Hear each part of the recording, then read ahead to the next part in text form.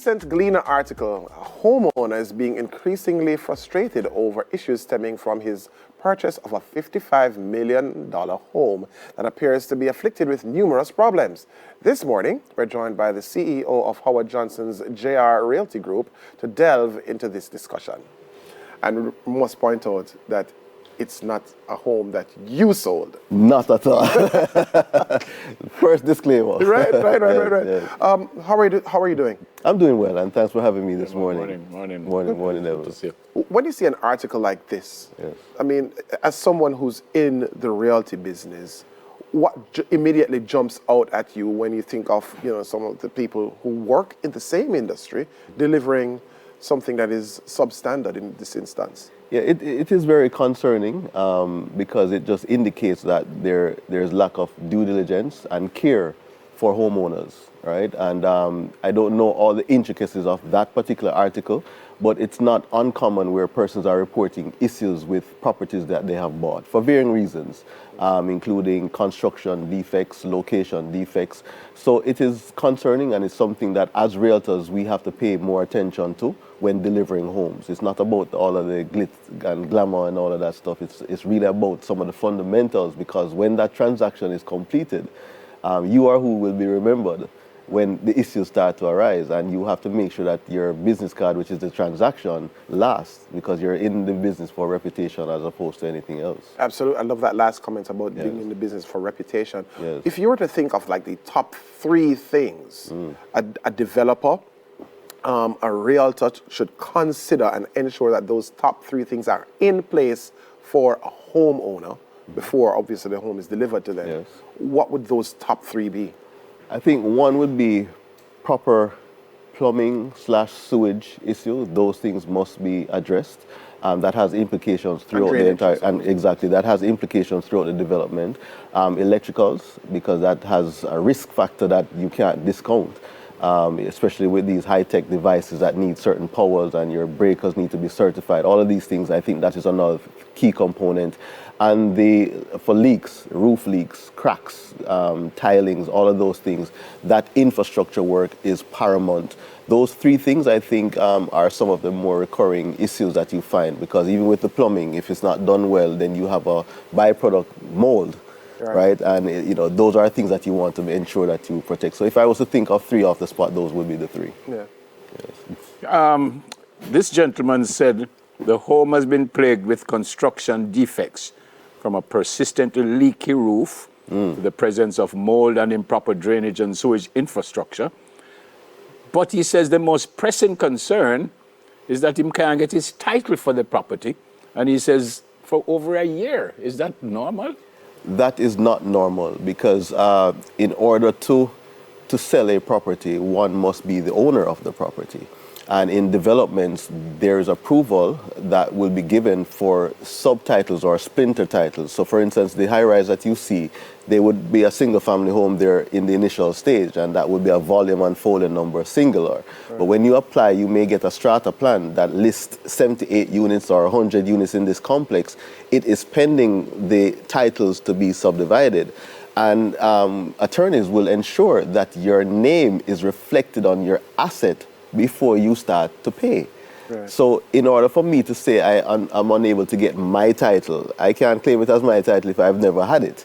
What should have happened is, before you pay over all your funds and before you move in, despite the circumstances, you ensure that your name is reflected on the title. Yeah. And that is key. I am suggesting here that no matter what you pay or how much you pay, you should get what you pay for. Correct. Having said that, to pay $55 million for a house, and you keep hearing luxury, you really and truly should get what you pay for. I agree with that, and I'm glad you said the word luxury, because I do have a pet peeve these days, because everything that is being sold and everything that is being built, once it has a swimming pool and an elevator, it's called luxury.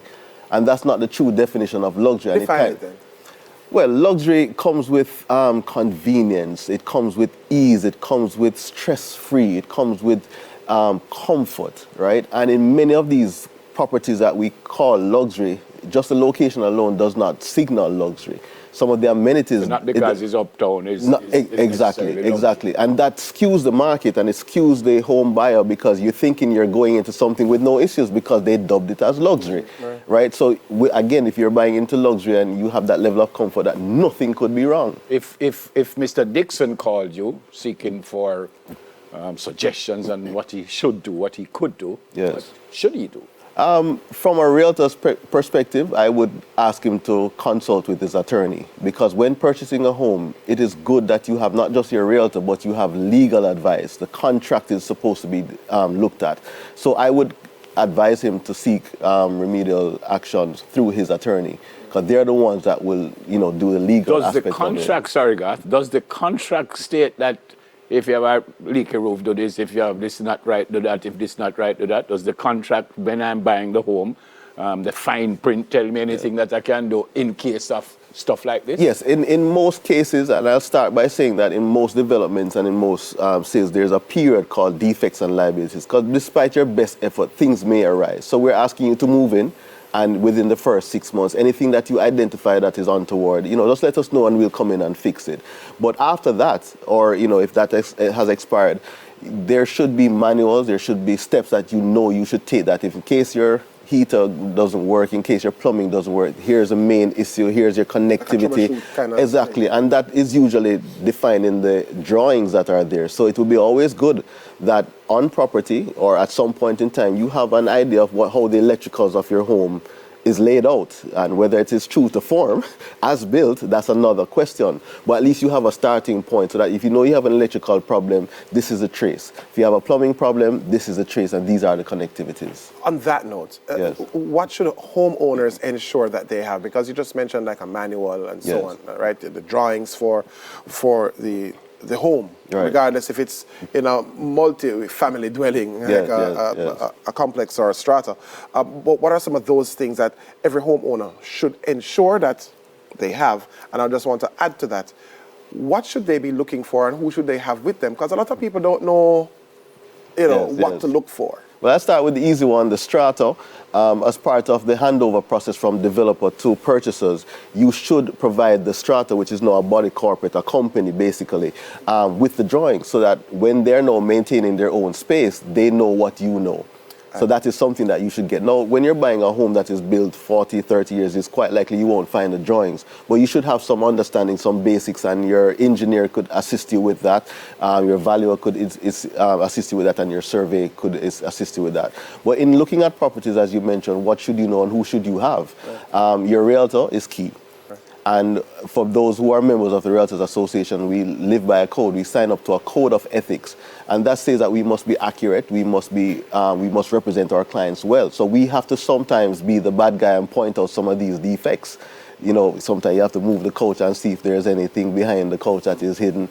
You have to go there in the night to see if a big truck park in front of a gate and then doing mechanical work next door. So your realtor plays a very important part, and that's who you're trusting, because as a buyer, you're looking at the fixtures, the lighting and all the amenities, the colors and all the plants and the decoration, and you're startled by that. So sometimes you omit asking the real questions about when was your last termite treatment? It's a lush place, and do we have a manifestation? And probably after 2 months, you pull it draw and it just shatter because termites were underneath it. Did you experience rain during the transaction process, and did you call to find out was there a leak? Do you have leaks? Do you have a breach? I see you have a nice dog kennel around there and a nice hut, a nice storage area. Is that a breach? Right? And if that is a breach, can I now purchase that house? So what's your role if you are selling me the home? Shouldn't you find out all of that? Yes, it is part of our duties to as realtors to ensure that these things are in place, because if asked the questions, you have to give the answers. If you are not asked, you have a duty to be honest, but ultimately the buyer has a duty to be aware. I know, but I asked that question to say, because if I'm going to buy his home, but I'm going through you, and then you tell me everything is all right, and I go in and I see termite. Right. What's your responsibility there? It would have been my responsibility to ask some of those questions. Unfortunately, that's not always the case. But as your representative, you're paying me to assist you. So I have a duty of care to you. So I have to ask some of those questions. But you don't answer my question. Yes. If it happened to me, And you never tell me that. Right. Where is your No, responsibility? there is no legal recourse against me as a realtor, because ultimately you would have been represented by your attorney. You would have had a duty to know. The most you can say is that my realtor is bad. He didn't do a good job. I would never use him, right? And you can have that complaint. And I wouldn't want to have that level and my reputation. But if you do have a real issue, though, between the Realtors Association of Jamaica and the Real Estate Board, you are able to complain or make a complaint against your realtor for not representing you the way you expected them to represent you.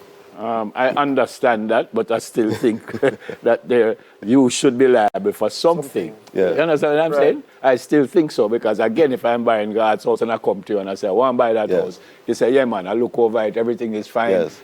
Give me a $10, and then when I go in, I find all kind of thing wrong. If I could quickly say, there are several professionals that are part of the home purchasing process. So you have your valuer, you have your surveyor, you have your realtor, and you have your attorney. All of us have different roles to play within that process. And we should seek those persons independently rather than saying to you as the realtor, hey, can you hook me up with, connect me with you can, but having been in the business, you know good realtors, you know good valuers, and as a purchaser, you are novel to all of these things. So you may ask, do you have any recommendations? And we will make recommendations. Would your company have those people on board? No, not all the time, because as a licensed practitioner, you are licensed in different aspects of the built environment. So some are licensed to do property management. No, I accept that. Yes. But again, if I buy in his house and I need all these people, shouldn't you say, well, all right, Clive when come and him will go over this and... Yes. No? It is good for us to have those connections, but we can only make the recommendation because ultimately it's your choice, and we would not want to force you into using someone, because oftentimes when you do that, there's conflict of interest. Right. I go to Howard Johnson, the realtor was Howard Johnson Jr., the valuer was Howard Johnson III, and everybody's within that circle, and everybody's working along with each other, but we're supposed to be representing you. So when you have an issue, where do you go? So it's always good to have the recommendation, but ultimately you choose from the professionals that you are aware of. Do your homework, do your research, and see where it goes from there. I'm going to ask you to look in that camera and say happy birthday to your wife. Thank you so much. I would like to say this morning, happy birthday to my lovely wife, Denisa Hines Johnson. I hope you have a wonderful and fabulous day. I never said the same thing to God. Yes, indeed. All right. And just go outside now and look, and you're going to see a nice car park up with a bow on it and all kind of. Yeah, man, never said it just for you. Happy birthday, Mrs. Johnson, Chief Executive Officer from Howard Johnson Realtor, Howard Johnson Jr. Yes. What's your name? Howard Johnson Jr. That's right. the name. Coming up next, UNICEF transforms West Kingston's play space. So come. I might be rough around the edges, maybe yes. I keep it nappy and I do what I need.